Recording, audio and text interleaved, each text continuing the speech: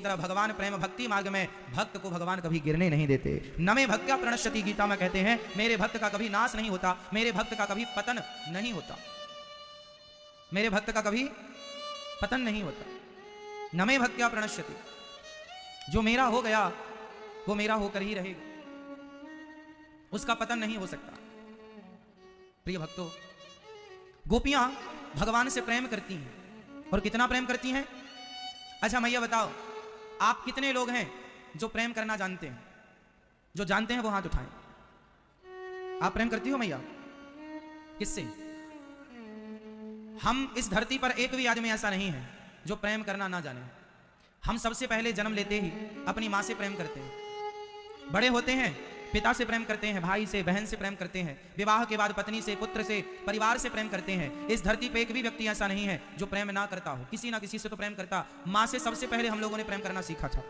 प्रेम की पाठशाला हमारी माँ है, जहां प्रेम का पाठ एक हमने सीखा। माँ प्रेम की कक्षा है। आपने सबने पहली बार प्रेम अपनी माँ से ही किया होगा, हाँ या ना? सबसे पहला प्यार सबका क्या है? सबसे पहला प्यार क्या है हम सबका? हम सबका पहला प्यार हमारी माँ होती है।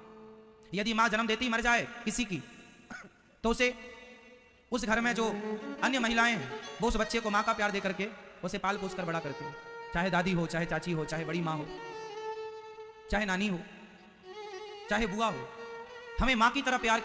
हमें तो पता नहीं था कि हमारी माँ चली गई, पर हमने उसे माँ मानकर उसकी छाती से लिपट कर उसे माँ की तरह प्यार किया है। तो प्यार करना हमने तब से ही सीख लिया था जब हम बहुत छोटे थे। अब देखो, प्यार करना आप सबको आता है, किसी ना किसी से प्यार तो किया ही होगा आप लोगों ने। आज मुझे ये बताओ कि प्रेम की परिभाषा क्या है? बताओ, प्रेम किसे कहते हैं? किसे कहते हैं लव? भैया बताओ, प्रेम किसे कहते हैं? आपने प्रेम करना सबने सीखा है, सबको प्यार करना आता है, बस मुझे प्रेम की परिभाषा बताओ। प्यार किसे कहते हैं? लव किसे कहते हैं? बताओ फटाफट। सब लोग अपने अपने उत्तर तैयार रखिएगा, सब लोगों से पूछूंगा। बताओ मेरी माँ, प्रेम किसे कहते हैं? भैया बताओ, प्रेम किसे कहते हैं? आपने तो किया होगा किसी ना किसी से, फिर बताओ। बताओ आपने प्रेम किससे किया? जिससे किया। प्रेम की परिभाषा क्या है? किया तो है ही। प्रेम किसे कहते हैं? चलो, मथुरा से वृंदावन कितने दूर है? मथुरा से वृंदावन कितने दूर है? 10 किलोमीटर लगभग। मथुरा से वृंदावन बहुत ज्यादा दूर नहीं है। गोपियां भगवान के लिए तड़प रही हैं, रो रही हैं, तो क्या गोपियां जाकर के भगवान से मिल नहीं सकती थी? जब गोपियां भगवान से इतना प्रेम करती थी, तो प्रेम जिस कृष्ण से करती थी वो कृष्ण तो वृंदावन से 10 किलोमीटर की दूरी मथुरा पर ही थे, तो जाकर गोपियां मिल क्यों नहीं लेती? अरे सवेरे जाती तो शाम तक वापस आ जाती मिलकर। आप जिससे प्रेम करते हैं वो आपसे 10 किलोमीटर दूर हो तो आप जरूर जाएंगे मिलने, हाँ या ना? पर गोपियां क्यों नहीं गई? गोपियां इसलिए नहीं गई, इस प्रश्न का उत्तर वही बता सकता है जो प्रेम की परिभाषा बताएगा। प्रेम किसे कहते हैं? आप जानते हैं प्रेम किसे कहते हैं? मैं आप बताओ, प्रेम किसे कहते हैं? अब सुनो, प्रेम किसे कहते हैं? प्रेम की परिभाषा क्या है? सुनिए, प्रेम को परिभाषित करने के लिए जरा सा सेंटेंस है, तत्सुख सुखित्वम, बस हो गई प्रेम की परिभाषा। इसका अर्थ हुआ अपने प्रियतम, अपनी प्रियतमा जिससे हम प्यार करते हैं उसके सुख में अपना जो सुख माने, बस यही प्रेम है। सामने वाले की खुशी में मेरी खुशी हो, सामने वाले के सुख में ही मेरा सुख है, उसके दुख में ही मेरा दुख है, ये प्रेम है। गोपियां भगवान से मिलने क्यों नहीं गई? कारण यह था कि गोपियां मथुरा से, वृंदावन से मथुरा इसलिए नहीं गई, उन्हें लगा कि हमारे बिना यदि श्री कृष्ण सुखी हैं, हमारे बिना श्री कृष्ण यदि प्रसन्न हैं, तो हम जाकर उनकी प्रसन्नता में बाधा नहीं बनना चाहती। उनकी खुशी ही हमारी खुशी है। यदि वो हमारे बिना सुखी हैं तो हम उनकी खुशी में अपने आप को खुश रखते हैं। ये प्रेम है। जहां अपनी इच्छा ना हो, जहां अपनी चेष्टा ना हो, जहां अपनी तरफ से कुछ चाह ना हो, इच्छा ना हो, तेरी इच्छा ही मेरी इच्छा है, मेरी कोई इच्छा नहीं। आपकी हंसी ही मेरी हंसी है, आपकी खुशी ही मेरी खुशी है, आपकी मुस्कान ही हमारी मुस्कान है, बस ये प्रेम है।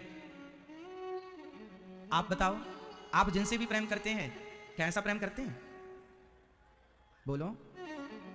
आप लोगों के प्रेम में स्वार्थ होता है। माँ और बेटे के प्रेम में भी आज स्वार्थ देखने को मिल रहा है। बेटा अपनी माँ से कहता है तुम हमें पैसा दो, तुम हमें ये दो। बेटा अपने बाप से कहता है तुम हमें ये दो, ये दो। नहीं देता तो बेटा माँ बाप को छोड़कर चला जाता है। इसका मतलब ये प्रेम था ही नहीं, ये तो स्वार्थ है। जहां कुछ लेने की इच्छा है, जहां कुछ लेने की इच्छा है वो प्रेम नहीं। जहां प्रेम होगा वहां कुछ लेने की इच्छा ही नहीं होगी, वहां सिर्फ खुशियां देने की चाहत है, लेने की इच्छा नहीं, कामना नहीं। प्रेम जो है ना वो निष्काम होता है। जहां कामना है वो प्रेम नहीं है, वो स्वार्थ है। वो क्या होता है? स्वार्थ होता है। इसलिए प्रेम अलग चीज है। पति पत्नी में आज प्रेम कम देखने को मिलता है। बहुत कम पत्नियां ऐसी होती हैं जो पति के सुख में ही सुखी रहें। बहुत कम पति ऐसे होते हैं जो पत्नी की खुशी में खुश रहें। ना तो अपनी अपनी चलाते हैं, जो मैं कहता हूं तो वही कर, जो मैं कहता हूं तो वही सुन, जो आप कहते हैं वही वो सुने, जो आप कहते हैं वही वो करे। यदि आप उससे जबरदस्ती वो काम कराना चाहते हैं जो उसकी इच्छा नहीं है, जबरदस्ती उसे वो सुनाना चाहते हैं जो उसकी सुनने की इच्छा नहीं, ये तो प्रेम रहा ही नहीं। ये तो आप जमा क्या रहे हैं? आप किसी पर अधिकार जमा कर उसके भावों का शोषण कर रहे हैं। ये प्रेम नहीं है। ये रिश्ता हो सकता है पति पत्नी का, पर ये प्रेम नहीं हो सकता। प्रेम क्या है? तत्सुख सुखित्वम, अपने प्रियतम की खुशी ही अपनी खुशी है, उसका दुख ही अपना दुख है, बस अपना कुछ नहीं। ऐसा प्रेम गोपियां करती हैं। ऐसा प्रेम बताओ गोपियों के अतिरिक्त और कौन लोग हैं जो ऐसा प्रेम करते हो भगवान से? बताओ, फटाफट नाम बताओ। गोपियों के अतिरिक्त वो कौन है जो भगवान से ऐसा प्रेम करते हैं, जो उनकी खुशी में अपनी खुशी माने? कौन? जोर से, जोर से। क्या नाम है उनका? जोर से। उनका नाम है प्रेम के आचार्य। कौन है प्रेम के आचार्य? गोपियों को छोड़कर, गोपियां तो हैं ही, प्रेम की आचार्य गोपियां हैं, पर गोपियों के अतिरिक्त एक नाम और है जो प्रेम के गोपियों के पहले आचार्य हैं। कौन है वो? जोर से, जोर से।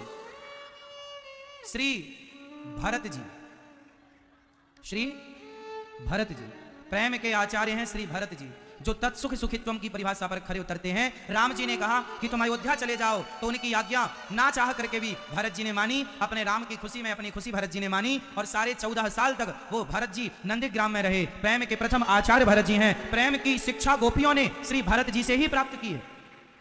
यदि आपको प्रेम करना सीखना हो तो दो लोगों से सीखिए। पहले भरत जी, पहले भरत जी, राम जी के भैया भरत जी, और दूसरी गोपियां। इन गोपियों में चाहे राधा रानी हो चाहे अन्य गोपियां हो, ये दो आचार्य हैं प्रेम के, जो प्रेम मार्ग के परम आचार्य हैं। पहले आचार्य श्री भरत जी और दूसरी आचार्य गोपियां। ये प्रेम की अधिष्ठात्रियां, प्रेम के अधिष्ठात्र हैं। तो मेरी मां प्रेम, जहां प्रेम है वहां स्वार्थ नहीं। इसलिए आप कितने लोग भगवान से प्रेम करते हैं? उठाओ हाथ अपने। कितने लोग भगवान से प्रेम करते हैं? आप लोग हाथ उठाकर करते हो? चलो हाथ नीचे करो। दिल से बताना, झूठ मत बोलना। बताओ, भगवान से कुछ ना कुछ पाने की, कुछ ना कुछ लेने की किस किस की इच्छा रहती है? भगवान से कुछ मिल जाए, कुछ इच्छाएं हैं। किस किस की इच्छाएं हैं अभी भगवान से कुछ लेने की? सही है ना? एक बात फिर से सुन लो, जहां भगवान से कुछ लेने की इच्छा है फिर वहां प्रेम नहीं। और राम जी को पसंद क्या है? राम जी को राम ही केवल, जोर से राम ही केवल, जोर से राम ही केवल, राम ही केवल प्रेम प्यारा। भगवान को प्रेम चाहिए मेरी माँ, और वो प्रेम ऐसा होता है कि भगवान की खुशी ही हमारी खुशी। जो भक्त कह लेता है, बताओ भक्त की परिभाषा क्या है? प्रेम की परिभाषा किस किस को समझ में आ गई? प्रेम की परिभाषा समझ में आ गई तो हाथ उठा लो। अब बताओ दूसरी भाषा, दूसरी परिभाषा, भक्त की परिभाषा बताओ। भक्त किसे कहते हैं? फटाफट बताओ, भक्त की परिभाषा क्या है? आप में से कितने लोग भक्त हैं? हाथ उठाओ। सब भक्त हैं। बताओ फिर भक्त की परिभाषा क्या है? किसे भक्त कहेंगे? किसे माने कि ये भक्त है और किसे माने कि ये भक्त नहीं है? कैसे पता लगाएं कि ये भक्त है, कैसे पता लगाएं कि ये भक्त नहीं है? कैसे बताओ, भक्त किसे कहते हैं? क्या परिभाषा होनी चाहिए भक्त की? किस कसौटी में खरा उतरना चाहिए भक्त को? क्या है भक्त की परिभाषा? ध्यान से सुनिए, आज जो ये दास कहेगा सारी जिंदगी आपको याद रखनी है। भक्त किसे कहते हैं? भक्त की परिभाषा है जो भगवान की इच्छा में अपनी इच्छा मान ले। यदि भगवान महलों में रखें तो वो महलों में खुश रहे, और झोपड़ी में रखें तो झोपड़ी में खुश रहे। हर हाल में जो प्रसन्न रहकर सदा भगवान की तरफ देखता रहे, केवल भगवान को जाने पहचाने, वो भक्त है। जो हर हाल में प्रसन्न रहे, जो हर हाल में भगवान की कृपा को महसूस करे। तेरे फूलों से भी प्यार, ये मानसिकता जिसकी है, हर हाल में पॉजिटिव रहे। ये नहीं कि जब अच्छा चल रहा है तो भगवान भगवान करे, और कल को यदि हालात बिगड़ गए तो भगवान को गालियां देने लग जाए। अरे भगवान भगवान कुछ नहीं है, हमने पूजा इतनी की, क्या मिला? ये सब वही लोग बातें करते हैं जिन्होंने भगवान से कभी प्रेम किया ही नहीं। क्योंकि जहां प्रेम होगा वहां कोई चाहत नहीं होगी, और जहां चाहत होगी वो प्यार नहीं, वो व्यापार हो जाता है। इसलिए भगवान से एक है प्यार और एक है व्यापार। आज व्यापारी ज्यादा है, प्यार करने वाले कम है। प्रेम क्या है? भगवान का भक्त कौन है? जहां कोई चाह ना हो। सुदामा जी गरीब थे, बताओ सुदामा जी ने भगवान से कभी कुछ मांगा? जोर से नहीं मांगा। आप बताओ, आप में से कितने लोग सुदामा जी की तरह भक्त हैं? सुदामा जी जैसी भक्ति आप में से कितने लोगों के अंदर है? मेरे अंदर तो नहीं। बोलो, आपके अंदर है? क्या आपके अंदर सुदामा जैसा प्रेम है? बोलो हाँ या ना। क्या आपके अंदर सुदामा जैसी भक्ति है? हाँ या ना। नहीं, सुदामा जैसी भक्ति नहीं है, सुदामा जैसा प्रेम नहीं है। पर मांगते हम लोग कितना ज्यादा है भगवान से, ये भी दे दो, ये भी दे दो। अरे जहां प्रेम होगा वहां सिर्फ प्रेम होगा, वहां चाहत तो हो ही नहीं सकती। जहां चाहत है वहां प्रेम शून्य है। जहां चाहत है वहां प्रेम शून्य है, जीरो है। हम सुदामा जैसे भक्त नहीं है, हम सुदामा जैसे प्रेमी नहीं है, पर सुदामा जी से बड़ा मुंह फाड़ते हैं। सुदामा जी ने तो मांगा ही नहीं कुछ। सुदामा जी ने द्वारिका गए सुदामा जी, पर कुछ लेने नहीं गए सुदामा जी। बताओ, लेने गए हो तो? लेने नहीं गए, 2 मुट्ठी चावल देने गए। अपनी औकात अपनी हैसियत के अनुसार सुदामा जी भगवान को। जहां देने की भावना हो उसे प्रेम कहते हैं, जहां लेने की इच्छा हो उसे स्वार्थ कहते हैं। अब आप देख लो कि आपकी भक्ति स्वार्थी है या निस्वार्थ है। लोग कहते हैं हम भक्ति करते हैं, हम इतनी पूजा करते हैं, इतना पाठ करते हैं, हमें कोई लाभ नहीं मिलता। लाभ कैसे मिलेगा? तुमने पूजा भक्ति जो की है वो चाह के कारण की है, इच्छाओं की पूर्ति के लिए की। इसलिए भगवान से प्रेम करो। तो बताओ, भगवान का सच्चा भक्त कौन? जो भगवान से कुछ ना चाहे। भगवान बेटी दें तो खुश रहे, बेटा दें तो खुश रहे, फैक्ट्री अच्छी चलाएं भगवान तो खुश रहे, ना चलाएं तो खुश रहे, कोई जन्म ले तो खुश रहे, कोई मर जाए तो खुश रहे। जो हर स्थिति को, हर हालात को भगवान की कृपा माने, जो हर स्थिति परिस्थिति में भगवान की कृपा का अनुभव करे, उसी को भक्त मानिएगा। वो भक्त है। और जो अपने ढंग से चलाए, कई लोग कहते हैं अरे महाराज हम भगवान की इतनी पूजा करते थे, हमारे पति भगवान के यहाँ चले गए, भगवान ने हमारे साथ बड़ा गलत किया, हमारे पति मर गए। पति मर गए क्यों? अरे हमने इतनी पूजा की, सारी जिंदगी पूजा की, महाराज हमारे पति मर गए। क्यों? तुम पूजा करती हो इसका मतलब तुम्हारे पति अमर हो जाएंगे? कभी मरेंगे नहीं। तुम पूजा करते हो इसका मतलब तुम्हारी पत्नी अमर हो जाएगी? तुम पूजा करते हो इसका मतलब तुम्हारा पुत्र अमर हो जाएगा? सुनो, अर्जुन के पुत्र का नाम क्या था? अभिमन्यु। बताओ, मारे गए कि नहीं? बोलो हाँ। महाभारत में मर गए कि नहीं? हाँ या ना। किसके भांजे हैं? भगवान के भांजे हैं। भगवान, भगवान, वो भगवान जिन्होंने गुरु सांदीपनि जी के पुत्र मर गया तो मरे हुए पुत्र को जीवित करके लौटा दिया। भगवान कृष्ण ने, बताओ, भगवान श्री कृष्ण ने मरे हुए आदमी को जीवित करके लौटाया था। किनका बेटा था वो? उज्जैन में रहते थे गुरु सांदीपनि जी। गुरु सांदीपनि जी के पुत्र का निधन हो गया था, मर गए थे। कब मरे थे? कई साल पहले। हड्डियां तक खत्म हो चुकी थी, डेड बॉडी खत्म। भगवान ने मरे हुए गुरु पुत्र को यमपुरी जाकर वहां से उनकी आत्मा लाकर, उनके सूक्ष्म शरीर को लाकर, उनके शरीर का 5 तत्वों का नया निर्माण करके और मरे हुए पुत्र को जीवित किया था। भागवत जी में सब लिखा हुआ। अब आप सोच लीजिए कि मरे हुए गुरुपुत्र को भगवान जीवित कर सकते हैं? हाँ या ना? हाँ या ना? मरे हुए को जिंदा करने की ताकत है कि नहीं? जोर से है ना। लेकिन खुद के भांजे मर गया, अभिमन्यु की मृत्यु हो गई, क्या भगवान जिंदा नहीं कर सकते थे? जब गुरु जी के पुत्र को जीवित कर लिया तो खुद के भांजे को क्यों नहीं किया? क्यों नहीं किया? क्यों नहीं किया? उत्तर दो। क्योंकि वहां गुरु जी की आज्ञा थी, गुरु माता की आज्ञा थी। और गुरु की आज्ञा कैसे टालते? और यदि यदि यदि सुभद्रा के पुत्र को जीवित कर देते अभिमन्यु को, तो जमाना भगवान से कहता, वाह कन्हैया, अपनी बहन के बेटे को जीवित कर दिया तो हम भी तो तुम्हारी हैं, हमारे पुत्र को भी जीवित कर दो। भगवान सबके साथ न्याय करना चाहते हैं। वहां पर दिखा दिया कि मैं कर सकता हूं सब कुछ गुरु जी के पुत्र को जीवित करके, पर यहां ना करके यह बताया कि मैं विधि के विधान को मैटना नहीं चाहता। यदि एक के लिए मैटूंगा तो सबके लिए मैटना पड़ेगा। तो भगवान इतने सामर्थ्यवान है, वो सब कर सकते हैं। इसलिए भक्त वो नहीं जो भगवान को अपने हिसाब से चलाना चाहे, भक्त वो है जो भगवान के हिसाब से चलना चाहे। ते जो आप चाहें, आपकी मर्जी ही हमारी मर्जी है, आपकी प्रसन्नता ही हमारी प्रसन्नता। तेरे फूलों से भी प्यार, तेरे कांटों से भी प्यार, तू जो भी देना चाहे दे दे मेरे सरकार, तू जो भी देना चाहे दे दे मेरे सरकार, तेरे फूलों से भी प्यार। तो बताओ, भक्त की परिभाषा क्या है? जोर से बोल दो, फटाफट बोल दो। भक्त किसे कहते हैं? जो निष्काम हो गया हो, जो भगवान की इच्छा में अपनी इच्छा मान लिया हो, वो कौन है? इसलिए आप यदि भक्त बनना चाहते हैं, यदि भगवान के होना चाहते हैं, तो पहले तो अपनी भक्ति को निष्काम बना लो, कोई कामना नहीं। जो आप कहेंगे प्रभु आपकी इच्छा, आपकी इच्छा है कि मैं भूखा रहूं तो भूखा सही। सुदामा जैसे परम भक्त, इतने बड़े भक्त थे, पर इच्छा रत्ती भर नहीं, इच्छा रत्ती भर नहीं। बताओ, मीराबाई की क्या इच्छा थी? क्या भगवान से वो धन दौलत चाहती थी? बेटा चाहती थी, बेटी चाहती थी। बोलो मेरी माँ। मीरा प्रेम करती हैं, आपकी इच्छा ही मेरी इच्छा है, प्रेम करती हैं बस। और प्रेम कुछ लेना ही नहीं चाहता। प्रेम की और भक्त की परिभाषा लगभग एक है, समझो। प्रेम की जो परिभाषा है वही परिभाषा भक्त की है। प्रेम भी निस्वार्थ होता है और भक्त भी। प्रेम में भी कामना नहीं है और भक्त में भी। और यदि कामना आ गई तो फिर वो ना प्रेम है ना वो भक्त है। इसलिए भगवान के दो भक्तों का नाम सुन लो, प्रहलाद जी और ध्रुव जी।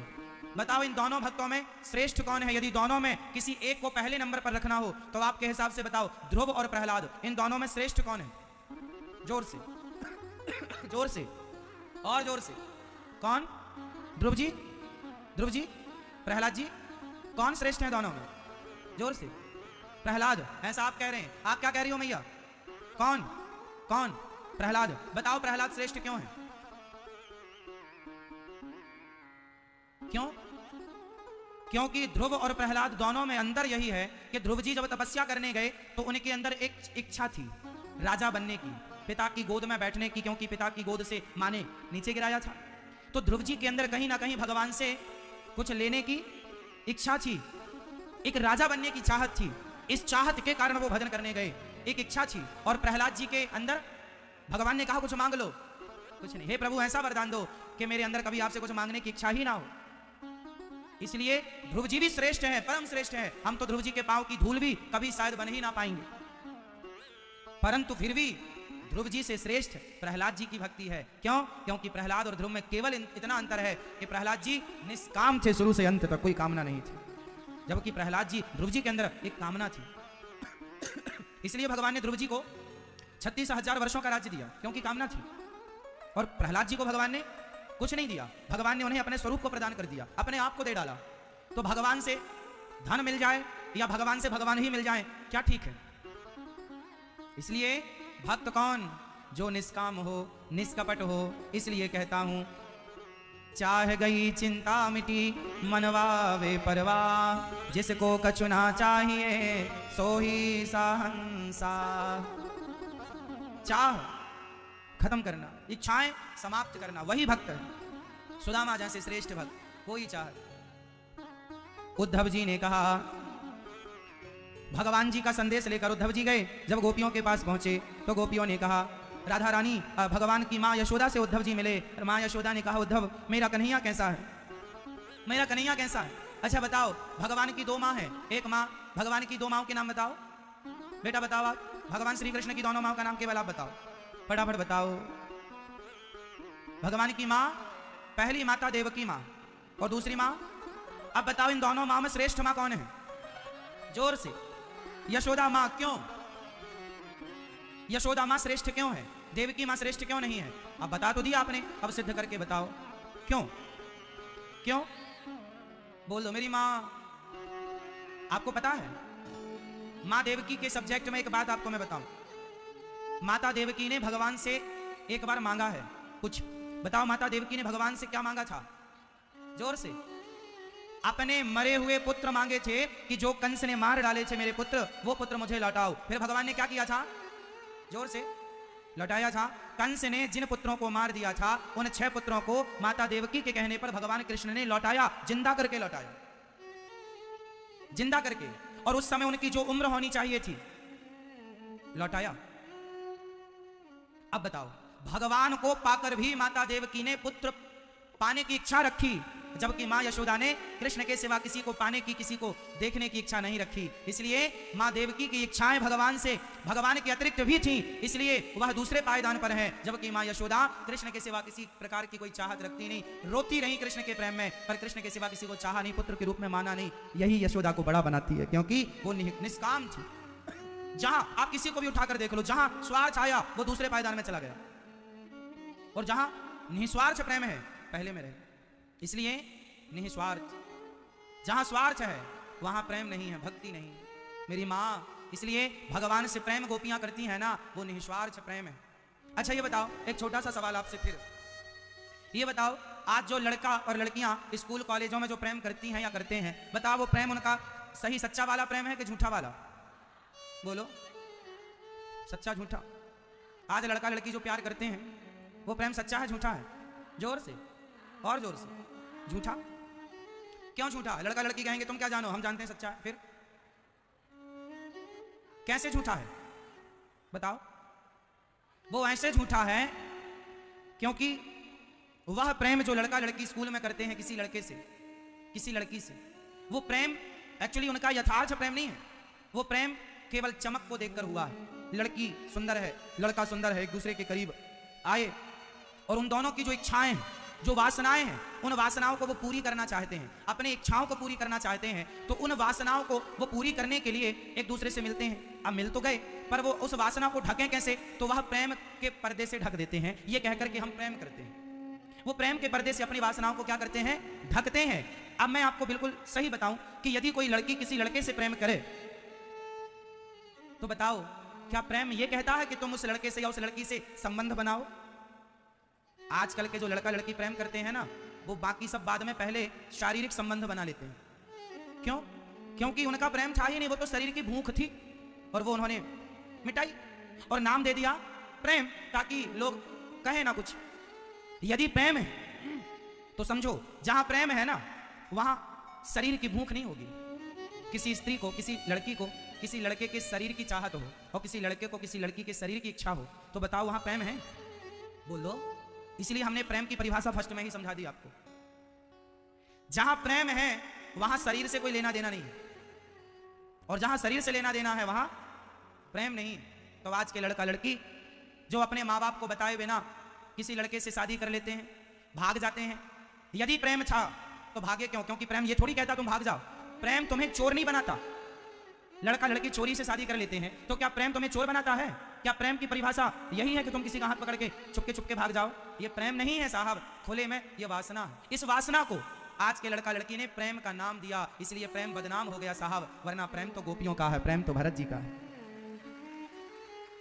प्रेम ये सृष्टि किस पर टिकी है?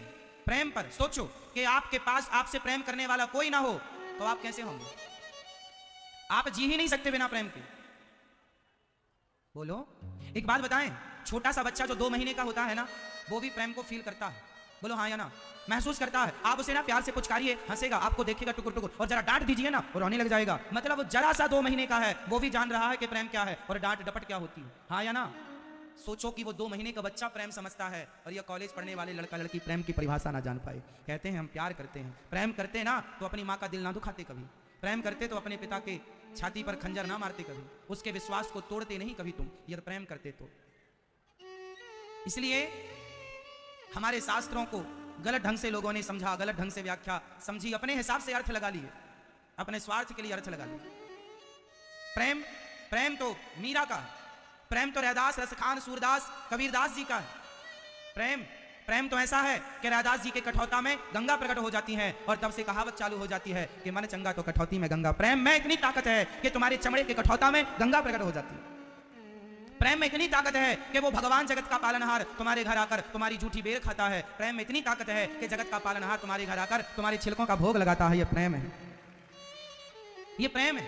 और आज जो हो रहा है, लड़का लड़की कर रहे हैं कॉलेज स्कूलों में एक दूसरे से, वो प्रेम नहीं है, सिर्फ वासना। समझाओ अपनी बेटियों को, प्रेम की परिभाषा ही समझा देना। कुछ ना समझा पाओ तो समझाओ अपने बेटों को, प्रेम की परिभाषा ही समझा दो, और कुछ ना समझा पाओ तो। प्रेम क्या है?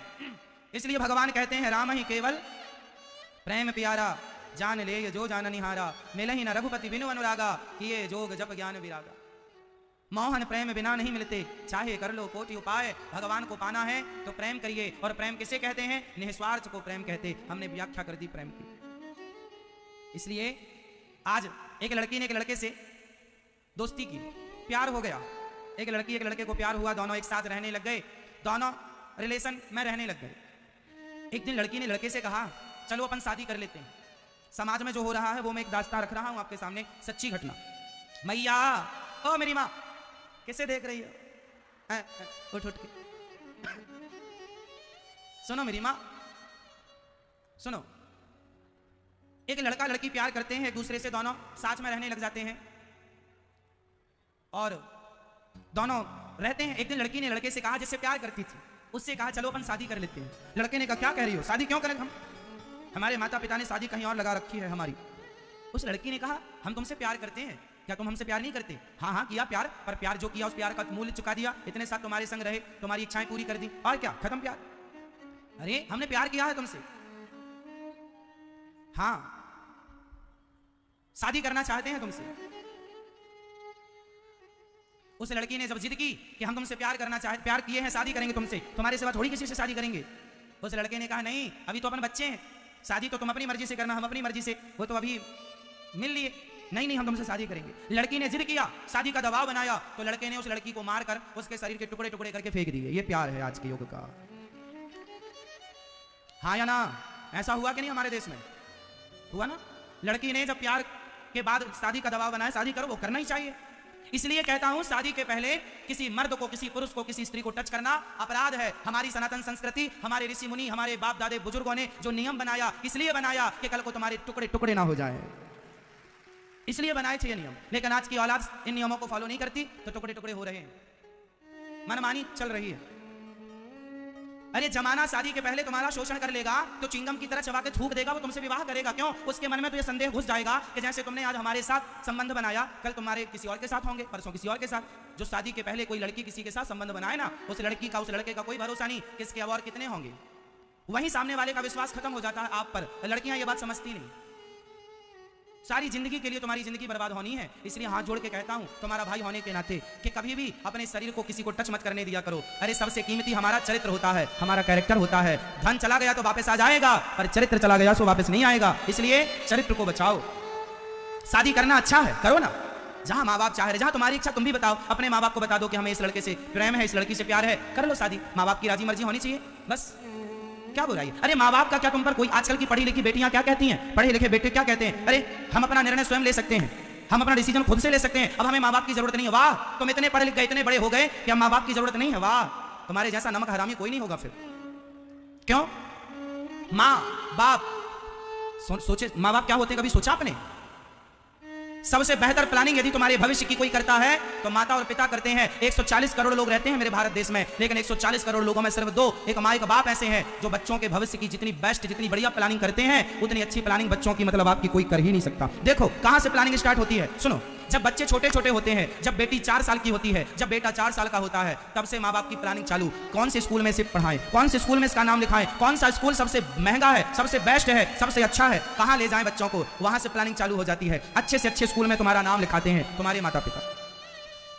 वो निर्णय कौन लिया अच्छे स्कूल का? आपके माता। उस समय तो आप निर्णय लेने की स्थिति पर थे ही नहीं, माँ बाप ने निर्णय लिया अच्छे स्कूल में पढ़ाएंगे। फिर स्कूल पूरा होते ही माँ बाप ने तुरंत आपके कॉलेज की प्लानिंग करनी शुरू कर दी। कौन से बेस्ट कॉलेज में बेटे को या बेटी को पढ़ाएं, बेटे के पास उस कॉलेज में फीस ज्यादा है, चलो एक्स्ट्रा काम करेंगे। माँ बर्तन धुलती है घर घर जाकर, बाप रिक्शा चलाता है, इसलिए कि बेटे को अच्छे स्कूल में पढ़ाकर उसका नाम रोशन किया जाए। बेटा पढ़ लिख करके हमारा नाम रोशन करेगा, इस उम्मीद से माँ बाप बच्चों को पढ़ाते लिखाते हैं। और बाद में वही बच्चे पढ़ लिख कर कहते हैं तुमने हमारे लिए किया ही क्या है। जब आप अपने माँ बाप से कहते हैं ना कि तुमने हमारे लिए किया ही क्या है, तब माँ बाप को ना ऐसा लगता है कि हमारी छाती पर किसी ने हथौड़ों की मार लगाई हो, छाती फट जाती है जब औलाद ये कहती है तुमने हमारे लिए किया ही क्या है। जब तुम कभी माँ बनोगी, जब तुम कभी बाप बनोगे भविष्य में, और जब तुम्हारी औलाद कहेगी ना कि तुमने क्या किया, तब पता चलेगा कि तुम्हारे माँ बाप ने तुम्हारे लिए क्या किया है। उस माँ बाप के ऋण को, इस धरती की कोई दौलत ऐसी नहीं है जो देकर माँ बाप के ऋण को चुकाया जाए। पर आज की औलादें, पढ़ी लिखी संतानें ये सवाल करती हैं अपने माँ बाप से तुमने हमारे लिए किया ही क्या है। तुम्हारे लिए अच्छे स्कूल की प्लानिंग की, तुम्हारे लिए स्वयं पुराना मोबाइल, सड़ा सा मोबाइल तुम्हारे माता पिता रखते हैं, तुम्हें अच्छा मोबाइल दिलाते हैं। खुद के कपड़े फट गए तो नए कपड़े खरीदते नहीं, सिल सिल कर पहनते हैं, पर तुम्हारे लिए अच्छे कपड़े महंगे महंगे जो तुम्हारी इच्छा हो पूरी करते हैं। माँ बाप ये सोचते हैं कि जो हमने ना देखा, जो सुख हमने ना लिया, वो सारे सुख हमारे बच्चे लें। जो हम ना पढ़े वो हमारे बच्चे पढ़ लें, जो हमने ना देखा वो हमारे बच्चे देखें, जो हमने ना खाया वो हमारे बच्चे खाएं। ये हर माँ बाप की इच्छा होती है कि जो स्ट्रगल हमने किया है वो हमारे बच्चों को ना करना पड़े, जो मेहनत हमने की है वो हमारे बच्चों को ना करनी पड़े। ये सपना हर माँ बाप का होता है कि जो मेहनत मजदूरी हमने की, जो हमने नहीं खाया, कई बार हम खाने को तरसते थे, पर बच्चों को जो मांगते हैं खिलाते हैं। हम लोग खिलौने से नहीं खेले साहब, क्योंकि खिलौनों को खरीदने की औकात नहीं थी, पर आज बच्चों के लिए हर माँ बाप जो खिलौने पर हाथ रख देते हैं, माँ बाप वो खिलौना दिलाते हैं। सारी इच्छाएं पूरी करने के बाद अंत में माँ बाप को सुनना पड़ता है बच्चों से तुमने हमारे लिए किया ही क्या है। कभी माँ बाप बनकर देखोगे ना तो पता चलेगा कि माँ बाप क्या होते हैं। इस धरती पे भगवान को देखना हो तो भगवान को जीते जागते रूप में देखना हो, अपने माँ बाप को देख लेना, वो भगवान ही है, भगवान का स्वरूप है वो। भगवान सबके पास नहीं खड़े हो सकते, इसलिए भगवान ने माँ बाप बन करके सबके पास खड़े होकर हर बच्चे के सिर पे हाथ रख के आशीर्वाद देने के लिए भगवान पहुंचे। और बेटे माँ बाप पे 1000 सवाल खड़ा करते हैं। इसलिए माँ बाप ने जन्म दे दिया, पढ़ा लिखा कर योग्य बना दिया, जहां हो जैसे हो वहां रहकर माँ बाप का धन्यवाद दो। और माँ बाप से अब क्या चाहते हो? जन्म दे दिया, मानव चूल्हा दे दिया, और क्या चाहिए? ठीक, अब पढ़ जाओ, लिख जाओ, योग्य बनो, मन लगाकर पढ़ो, अपने माँ बाप का नाम। हर माँ बाप की क्या इच्छा है? आप में से जितने बच्चे बैठे हैं मुझे बताओ, आपसे आपके माँ बाप क्या चाहते हैं? बताओ, हर माँ बाप बच्चों से क्या चाहते हैं? माँ बाप का पैसा तब वसूल हो जाता है जब बच्चे पढ़ लिख करके नाम कमाते हैं, और बच्चे के नाम से माँ बाप को जब सम्मान मिलने लग जाए समाज में, अरे इनके माता पिता, फलाने के माता पिता ये हैं, जब बच्चे के नाम से माँ बाप को जानने लग जाए समाज में, तब माँ बाप का पैसा वसूल हो जाता है, माँ बाप का बलिदान वसूल हो जाता कि चलो हमने पढ़ाया लिखाया, आज हमारा बेटा हमारा नाम रोशन कर रहा है। और जब माँ बाप का नाम रोशन करता है ना, तो माँ बाप के रोम रोम से बच्चे के लिए दुआएं निकलती, आशीर्वाद निकल, तब तुम्हारा पुत्र होना, पुत्री होना सार्थक हो जाता। जब तुम समाज में इज्जत कमाते हो, नाम कमाते हो, 2 पैसा कमा कर माँ बाप को देते हो, माँ बाप को अच्छा लगता, चलो पढ़ाया लिखाया, बच्चे अपने पांव पर खड़े हो गए। पर विडंबना देखो कि जब बच्चे पढ़ लिख जाते हैं, कोई लड़की पसंद आई, शादी कर लेते हैं, और शादी करने के बाद तुरंत माँ बाप को कहते हैं हमने डिसाइड कर लिया है कि अब हम फलानी जगह एक फ्लैट हमने देखा है, अब हम लोग वहीं रहेंगे। माँ बाप बोले, सास माँ बोली अरे बहू अभी तो आई है, थोड़ा बहू का सुख लेने दो। ना ना ना, उसे पसंद नहीं है बुढ़ा बुढ़ी। माँ बाप अभी बहू के सपना ही देख रहे होते हैं, बहू को ये साड़ी पहनाऊंगी, बहू यहाँ सोएगी, बहू यहाँ रहेगी, ये खाएगी, बहू को अपने हाथ से बनाकर खवाऊंगी माँ की तरह, सास सोचती है। पर बहू आई, 4 दिन बाद, महीने भर बाद बेटे ने कहा हमने डिसाइड कर लिया है हम वहाँ रहेंगे। माँ बाप को छोड़कर चले जाते हैं। दिल्ली में ऐसे कितने माँ बाप हैं जिनको बेटे छोड़कर दूसरे फ्लैट पर रहते हैं, दूसरी जगह पर रहते हैं, माँ बाप के साथ कोई रहना ही नहीं चाहता। अकेले माता पिता, दिल्ली के कितने फ्लैटों पर, कितने घरों पर अकेले माता पिता सड़ रहे हैं बेचारे। बेटा विदेशों में, बेटा बड़ा पैसा कमा रहे हैं, पर माँ से मिलने का समय नहीं है, पत्नी को पानी पूरी खवा रहे हैं, इंडिया गेट घुमा रहे हैं, पर माँ के पास जाकर 2 बातें करने का समय नहीं है कि माँ तबीयत कैसी है। ये पढ़ी लिखी औलादें, यही औलादें कहते हैं माँ बाप से तुमने हमारे लिए किया ही क्या है। वाह, हमारे देश का कुत्ता भी तुम्हारे जैसा नालायक नहीं है। हमारे देश का कुत्ता जिस घर की रोटी खाता है, आप किसी कुत्ते को रोटी खवाना, पूरी रात आपके घर की चौकीदारी करता है, पूरी रात पूंछ हिलाता हुआ आपके घर में कोई घुसे तो भौं भौं करके आपको जगाने की कोशिश करता है कि साहब जाग जाओ, चोर घुस रहा है, मैंने तुम्हारी रोटी खाई है। एक रोटी खाई है तो एक रात जाग करके उस रोटी का मूल्य चुकाता है। हमारे देश का कुत्ता भी रोटी का मूल्य चुकाता है, लेकिन हमारे देश की कुछ औलादें अपने माँ के दूध का मूल्य नहीं चुकाती, छोड़कर माँ बाप को चले जाते हैं। धिक्कार है ऐसी औलादों को। कुत्ता भी इतना गद्दार नहीं है जितनी गद्दार, जितनी बेवफा की संतान है। हाँ या ना? इसलिए मेरी माँ, अपने बच्चों को कथा सुनवाया करो। अपने बच्चों को यदि सही रास्ते पर ले जाना चाहते हो, बच्चों का भविष्य पीएचडी करने से नहीं, बच्चों का भविष्य अच्छे स्कूल अच्छे कॉलेज में पढ़ने से नहीं, बच्चों का भविष्य अच्छे संस्कार देने से बनेगा। स्कूलों में शिक्षा है, संस्कार नहीं है, कॉलेजों में शिक्षा है, संस्कार नहीं। पीएचडी करो, पढ़ो लिखो, खूब योग्य बनो, और संस्कार हो तब तो आपकी पढ़ाई पढ़ाई है, वरना ऐसी पढ़ाई का क्या करेंगे जहां बेटा अपनी माँ से कहे तुमने क्या किया हमारे लिए। जहां माँ के एहसान बेटा भूल गया हो तो दुनिया के एहसान क्या याद रखेगा और भगवान के एहसान क्या याद रखेगा। शिक्षा तो है साहब, संस्कार नहीं। इसलिए बच्चों को क्या देना जरूरी है? जोर से। तो आप कितने माँ बाप बच्चों को संस्कार देना चाहते हैं?